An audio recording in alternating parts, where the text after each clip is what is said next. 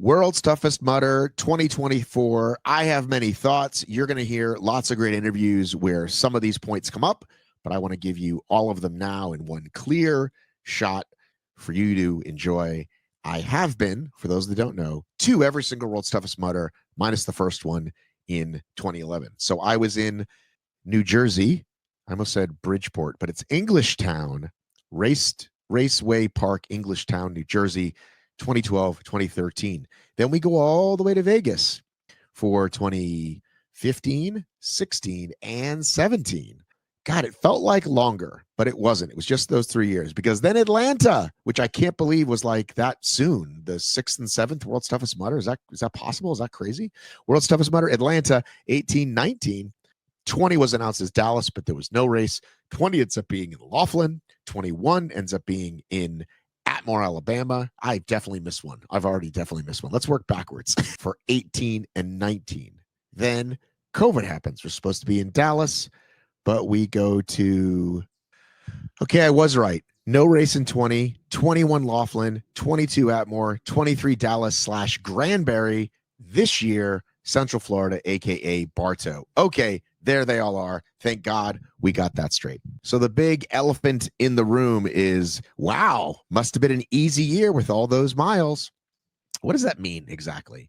Well, I want to first of all point out that when I did my World's Toughest in 2016, I got 50 miles, and it was a lot of people that got 50 miles that year. It was like, became the norm, where before it was like, hey, I hope I get 40. I mean, I can't even remember back that far, because remember in the first couple of years, that wasn't even like, it was just, the first year was 10 miles. The second year, it was 8-mile loops. The third year, we start with 5 miles.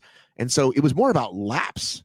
I remember even like, oh, how many laps is it going to take to win this race? 13, 14, that kind of thing.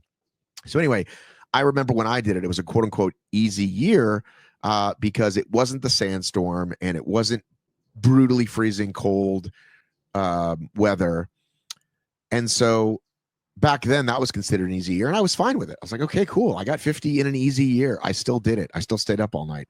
So this year you get 9 guys go over 100. You get a lot of guys go 75.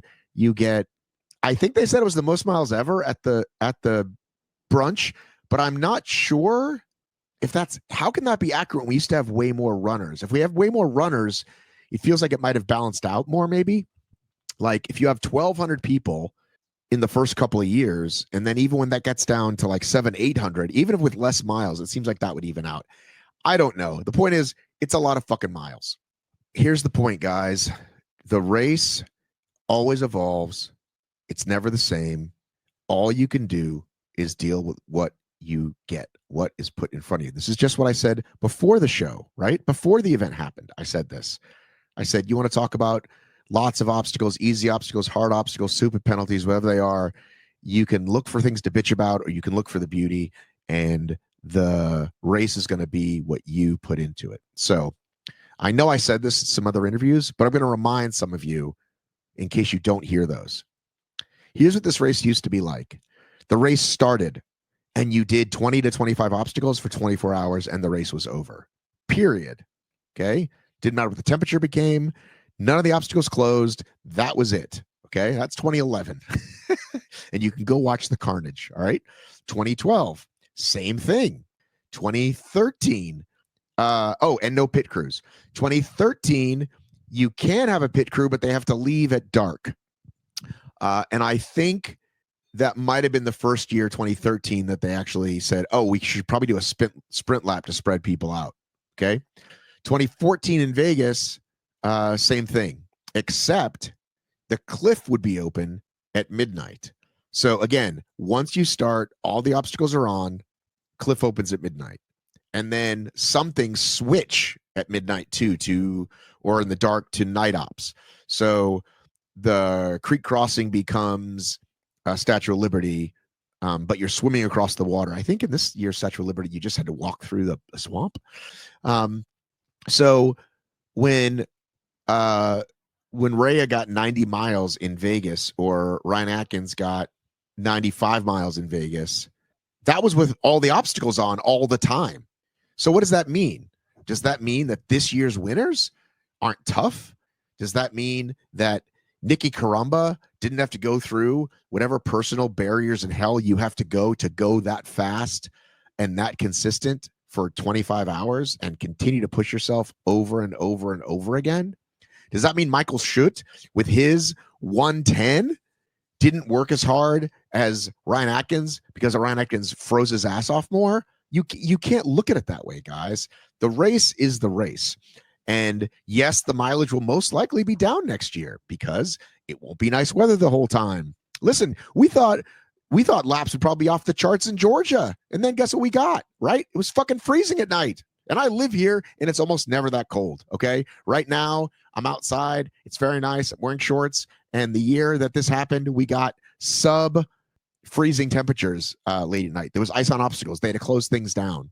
Also, once upon a time, there was no such thing as obstacle bypass. The Golden Carabiner was introduced in Vegas for if you actually hit King of Swingers, you bounce, you hit it. Whether you hit it or miss it, you got wet. But if you hit it, you got a Golden Carabiner. Maybe that let you skip an obstacle, and maybe it was just a cool thing to have. But this idea for the last few years that every time you get past 25, you get one and you can save a bunch till later, all that's new. All that's recent.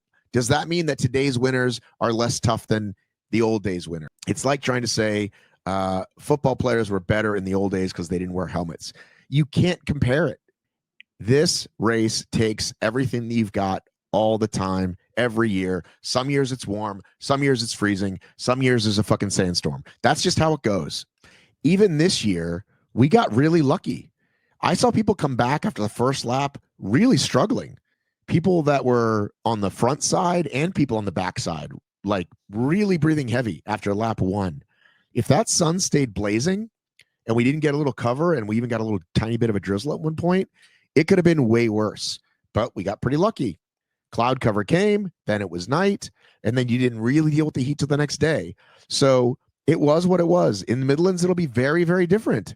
But we have no idea. It could be the warmest Midlands on record. So even though you didn't need a wetsuit this year, it's good that you brought it because you never know, and you better bring twice as much to the Midlands because it could be crazy. I just hate reading people to say it's easy, especially when they weren't there. You know, one of the first things I saw in the morning was, oh, EST will be proper in the Midlands. You'll have to jump over the hay bales and get electrocuted. Well, guess what, guys? It really sucks to bend down and fucking crawl on your knees when you've been running, jumping, twisting, turning your body for 24 hours. It's not fun to crawl on your knees and get wet. I'm not saying that's the ideal way to do EST. I'm just saying it was not easy. Okay.